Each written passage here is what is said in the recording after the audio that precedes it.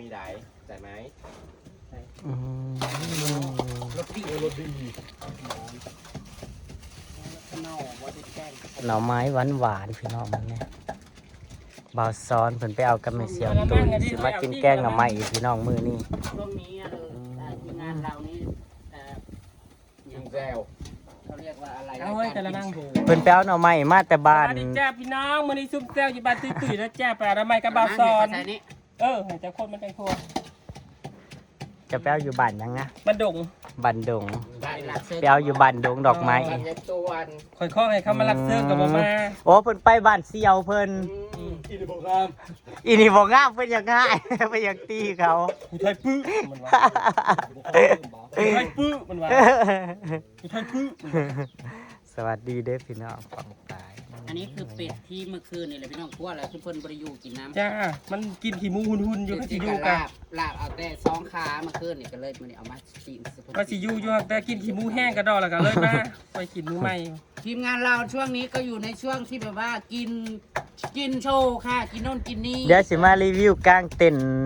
อยู่บ้านไม่เสียตุ้ยให้เบิ่งเด้อ ค่อยก็ได้บ้านใหม่แล้วจ้ายกคุ้งมุงราคา4เซาจ้า ปี๊ดบักกวางมันเลยเด้อนี่เพราะว่า ทุ่งมุงลังคาท่วม อาร์ตเฮาว่ามันสิพอดีอยู่หม่องนี้พอดี เนาะเฮาว่าต้องได้เอาไฮออกนั่น จั น่ะ กเด้ เอามาน้ำนี่บอก เออ หรือว่า กวางอยู่ได้พี่น้องเพราะว่าเต้น ติดเพราะว่ามันค่อยทั้งนั้น เพราะว่าเต้นมันกวางอยู่พี่น้องมันใหญ่ แบบเกือบเสร็จก็ ที่ไปซื้อมาเมื่อวานนี่ เยี่ยมนะจ๊ะเผ็ดยั่วๆ วันนี้ได้เต็นท์วันหน้าจะได้อะไรต่อเนาะ ไอ้รถคันนี้ตัว วันหน้าสิได้หยังต่อเนาะบัดนี้เนาะไม่เสียวตุ้ย บุรูจ้าครับเล็กซับตกกับสิได้ยุ่งจ้า สมมุติเจ้าเฮ็ดมันน่ะก็พอดีเลย เอาไปกางอยู่สวนมันเจ้าน่ะปลูกมัน ใส่ เนาะ เด้อกันมันนะเด้อบ่อยากเห็นเด้อ ลาบวงการ บ่อยากเฮ็ดแล้วมันปีนี้เว้าอะลี ไปเมื่อยเด้อ เอาคือสิว่าสัตว์ อย่ามาเว้ากับมันอย่ามาเว้าน้ำเปลือกน้ำมันเด้อ คุณน่ะหมอบักใหญ่มัน ทีนี้ยายนี่ก็บ่เฮ็ดนาสิได้เฮ็ดนาสองคนนี้ จ้า หมอใหญ่ก็แล้วแต่ว่าบ่ได้แกล้งเบิดดอกพี่น้อง ลูกสาว ถ้าบ่แกล้งเบิดเฮาก็สิเอาไว้กินกับแก้วกับป่นแก้วแมงแข้งเนาะไม่เสียว รับผักอ่อนซะ เพื่อนในย่านบ่ได้กินข้าวบ่ ไปรับผักอ่อนโลแล้วกับไปแล้วฮะขาคายแล้วซะ ได้ให้เรากินมีคนกันจ้า ก็ได้มันกินเบิดกว่าบ่ เขาในเหล่าก็ยังเต็มอยู่คู่มือนี่ไผก็อยากยาเลยพี่น้องหาเงินซื้อเอาอาลีได้สมัยคู่มือนี่หาเงินซื้อเอา เวลานี่ทำไมครับเนาะ เอาจักก่อนี่ ก่อซอบก่อนึงทำไมนี่เอานั่นซอบก่อ ไล่รีบเอ้ยทำไมล่ะ น้ำ ไว้ ทำไมนะตูดลอยมันก็ยังอยู่นะมันสีใหญ่ๆนี่ค่อยเอาแล้ว แม่ใหญ่นี่เราอยู่เพื่อนอยู่บ่ อยู่ ไปจ้าเส้นหมูข้าวคาหมูน่ะยังบ่ทันได้เบิดยังหมูละ9ตัว ไปเอามาทูอันนึง 2 ดูยัง 4 5 6 7 7,500โอ้ยเลี้ยงหมูให้เขาฝากเลี้ยงหมูหาหมูไปให้เขา โอ้ทูเลย เราก็ยังเลี้ยง ปิ้งนะ เลี้ยงเราแล้วก็รักของทุกเฮาน่ะเด้ตัวมันเกิดใหม่น่ะเราก็ได้เลี้ยง ของเราก็ยังหลายแล้วเนาะไม่เสียว ของเราน่ะก็ ห ได้ มูเราน่ะ ตัวลังของเฮาต้องเอาไปเบิ่งดิเฮ้ยเรามันยังดีเราจะเลี้ยงหมูตัวนี้อีกอย่างขึ้นเราก็หลาย เรามีทุนเราใครอยู่ ขึ้นเราก็หลายกว่าเฮาผัดหวานขึ้น ใส่จิ้งหน่อย เข้ามาเกือบได้ยะ ที่มาแต่เบสวัฒนาอยู่ปีแต่ว่าอยู่วัด จะ ล่าง มา เขา กลางเต็นท์ออกซะก่อนนะพี่น้องจ๋าถอดออกถอดออกก็เวลาเก็บก็เอาใส่กล่องไว้หุ้มห่อไว้เหมือนเดิม มันจะได้ไม่ สบาย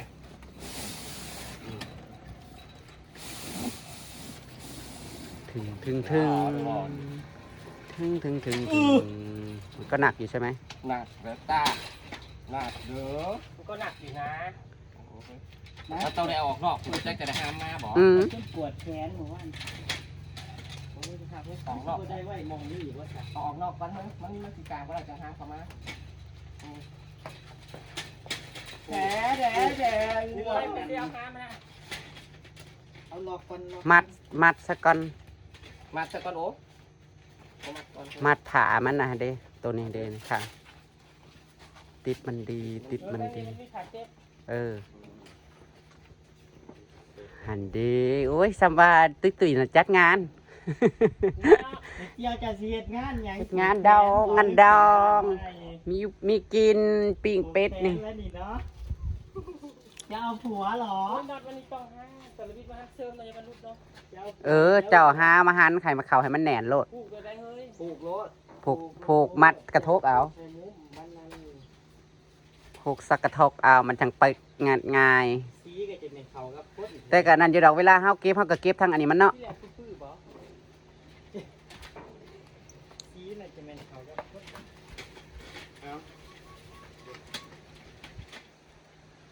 มาบีบก่อนโอ้บ้ามาผ้าค้างคืนไปตัวบีบอันนี้เท่าไหร่ออกเอาก่อนบีบนอกอะไรอันแล้ว เทินโอ้ยล้มขึ้นมาแต่ดิ เออ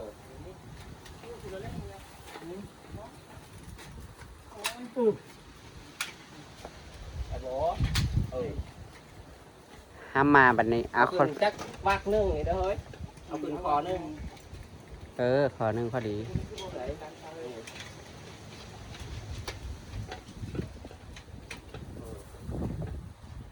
อ๋อแต่มันติดไว้หน่อยแล้ว มันคือสายไฟด้วยหั่นน่ะอันนี้มากัน สายไทยจะหึง ยอมไม่ติดได้ยัดไปก่อน จะถ้าเอาลงก่อนเอาลงก่อนสิปุ๊บ โอเค โอ้ยห่มเด้พี่น้องเอ้ย ห่มเด้คือห่มแท้ฝุ่น เนาะ สวัสดเสวยแล้วบัดนี้ซ้ำสีอยู่ซ้ำสีนอนซ้ำสีกิ้งบัดนี้สวัสดีจ้าขอบคุณพี่ทีหลายๆเด้อที่บ ขอบ อยู่ คุณหลายๆเด้อพี่สิบ่ได้อยู่แดดแล้วบัดนี้ห่านย้ำมือแรงถ่ายย่านแดดซองกะหาผาตั้ง เงาเนี่ยจะกว่าสิฮะเล็กมาต่อ โอ้ยเสียวผัวจากคนมานอนอยู่นี่ก็เอามา ได้ดอกกระซ้ำก็ดีเต้นเลยเนาะ หมอเขาพดน้ำจากเป็นกระปุก อย่าตีข้าวเปลือกอย่าเลือกข้าวสารอยู่ซื่อ ที่ขับเปลือกกันเลิกกันแต่ ๆ บ่กินเล็กสี่บ่สี่ขี่บ่สี่ได้ไหม โอ้ยพี่น้องเอ้ยเลือดสะเมนแตนคักปัญญังเบิ่งแน่บัดนี้ก็สิจองพี่น้องบัดนี้สิผูกสิจองไว้ย่านล่มเอาหยุกเข้าไปอยู่หอเจ้าปู่จองไว้ได้เฮ้ยบ่เอาได้อีน้อยมึงผูกเสื้อกับเสาน่ะก็ได้จองใส่โลดมันว่าถึง ส่วนนั้นน่ะกับผูกเสื้อกับเสานั่นน่ะสวนน่ะก็ได้ เจ้าพม่าขึ้นในอะไรมันนั่น มาถึงในใจ ได้ก็ เข้ามาจะจ้องเขาพวกเรา จ้องขลุ่ได้ก็ แต่ก็บอกดีมันนี่จะหาเต่งเอาเนาะ อยู่บัดนี้เอาสาดมาปูแล้วก็นอนซ้ำสีโกนซ้ำสีโต๊ดมันก็เย็น ได้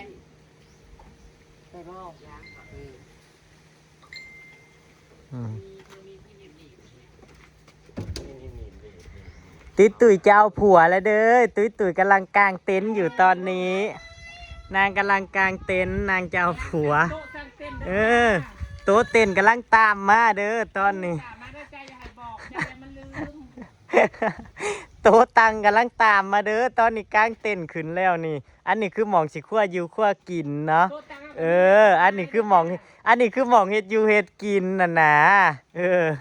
โต๊ะตังแบบนี้แล้วมือแรกกับไฟแซซี่มาเสียบยุบ ลาบก้อยซอยซีเนื้อไฟแสงสีมาใส่ไปเซียวบัดนี้ปี๊ดขากปัญญังน้อยเนาะเอาไฟมาใส่เด้อไม่เซียว โอ้ยเอาบังตามชูใหม่นี่สิป้ามาคืนนี้ มันลอกทวิตนี่แล้ว หันกะไรน้อง ห่านกะลีน้อยนั่นดิ มันนี่มันบริจ้างบ่ติดมันนี่บ่ อ๋อมันอันนั้น ตัวนี้มันอยากจาง นี่มันเป็นอันนี้อยู่กันจางประจางก็ไม่เป็นอยู่กับนี่ มันเป็นทรงของมันจังซันสร้างมัน ใช่บอ อืม ทราบ มันอยากคือจะผู้เจ้ามันนั่นแหละ มันแล้วจะคองมันแห้งมาก อืม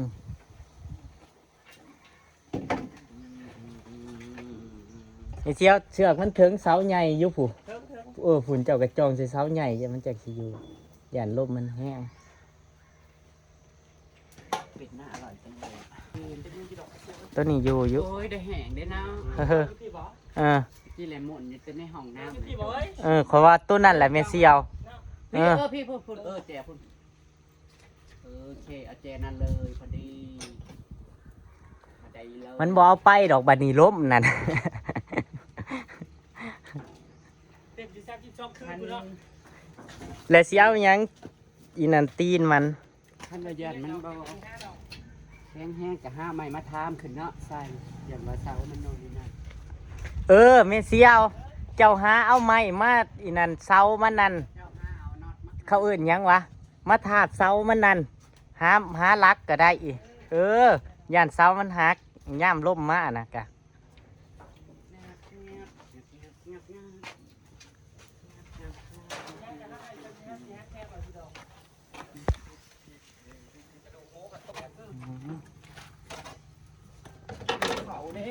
ปลาไปก่อน กินขาดที่เอ้ย เคยบอกเมื่อวานนี่บักมี่กับซี่อะ เอาบักมีได้ใส่ พ่อแม่มาเสียมาแล้วปาดกินเครื่องบ่ได้เครื่องปาดกินโทษมันสิหน่อยสิสอบไว้ได้ใต้อะไรเอากระซ้ำงุ้มมันมาให้แต่กระซ้ำกระสอบของมึง เอาแต่สมมติว่าเขาปลาเขาดงเขาบ่ได้กู้ไว้เขาสิบ่มาหยุกไปบ่เสย พันเรามาตาแบบที่นั่งงุ้มดิ หมายความว่าจังไดพี่น้องช่วงนี้สมาโจรหลายแต่พี่น้องบอกว่าสิลัดเตี้ยวรถบอกว่าสิมักมีที่ปาดกินว่างในโตะนี่พี่น้องนี่ก็ยังลากกันอืม ทำอยู่เทิงกับอะไรลงมาเลยทำอยู่ใต้กับอะไรขึ้นมาเลยดิเดี๋ยวมันไปใช้มา อีน้อยมึงมากลับกลางคืนมึงระวังเด้อ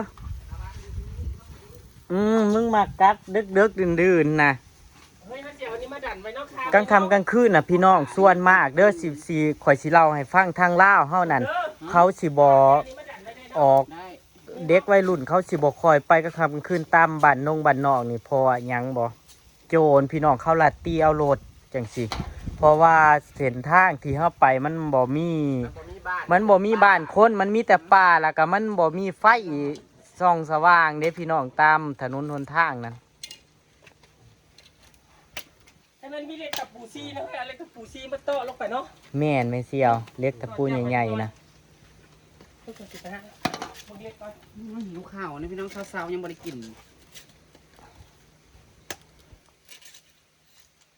มุ้งนากาบันเลือกเก้าตัวน่ะก็กินกิ้งเอาให้ทางนึงน่ะกินน่ะเมิดเลยนี่คือว่า มีอยู่หัวช่องสามมือเราไปเกิดเต็มที่ เฮาก็จะกินให้กินประหยัด ถ้าแม่นเขาเอาปืนยิงกับใต้ถิ่มซื่อๆบ้านเฮาเนาะมันบ่มีกล่องวงจรปิดเฮ้ย โอ้ยมีกาบ่ได้เฮ้อไปเลี้ยงนาน ขนาดอยู่ในตัวเมือง ขนาดอยู่ในตัวเมืองยังบ่ได้ละเฮ้ยอะไร เนาะ ปูปั้นคอ อะไรเจ็บคอ อะไรเจ็บคออะไรก็บ่ได้จะได้สร้างไป ต้นเป็นที่พึ่งแห่งต้นจ้า กินปิ่งเป็ดเพิ่นดูแลตัวเองเอาไปไสมาไสก็ได้อาลีได้พี่น้อง ไปไสมาไสมันต้องดูแลตัวเองเอา มันพึ่งไผบ่ได้ดอกพึ่งตัวเอง พึ่งตัวเอง ไปไสมาไสก็ อัตโนนา ไปไสมาไสก็หาเอาของมีค่าไป บ่มีค่าเนี่ยได้มาโตกับมีค่ามาโตมีค่าโต อย่างหนอมันปุ่นเฮามันก็คมคืนเฮาซื่อ ว้าวทำเป็นคมคืนใครเหรอเพราะมันอาทิตย์ซื่อ ต้องเอามีค่าไปมันมีค่ามันนำมาข่าวเนื้อมันเอาเรื่องเลย ๆ เนาะ ถ้าแม่นว่ามันลัดเจ้าแสนมันเอารถไปก่อนหรือให้มันข่มขืนเจ้าก่อนแม่เสียว มันอยากเอาไปได้ไงมันเอาไปลูก ๆดาวเฮ้ย แต่ขออย่างเดียวอย่าขาดทิมได้เรื่องแล้ว มันเชื่อกันแล้วนะ อีกเด้อบอก อ่ะโบแน่เด้อเฮ้ยเกิดว่ามันติดใจเฮ้ยว่าสิได้ผัวโจรเฮ็ดจังได๋ซะ มองเอาโจทย์เด้อแต่มันบ่เชื่อถ้ามันเชื่อก่อนไปหาหลักขยุ ได้พูดโจรก็สบายได้บ่ต้องเฮ็ดหยังเป็นน่ารักมาหาย บ่ยังจะไปหาหลักแล้วบ่เชื่อนะก็บ่ได้เอาเด้อ แต่ละมือมีแต่ไฟบ่ เบิ่งถ่ายให้ดีเบิ่งกันด้วย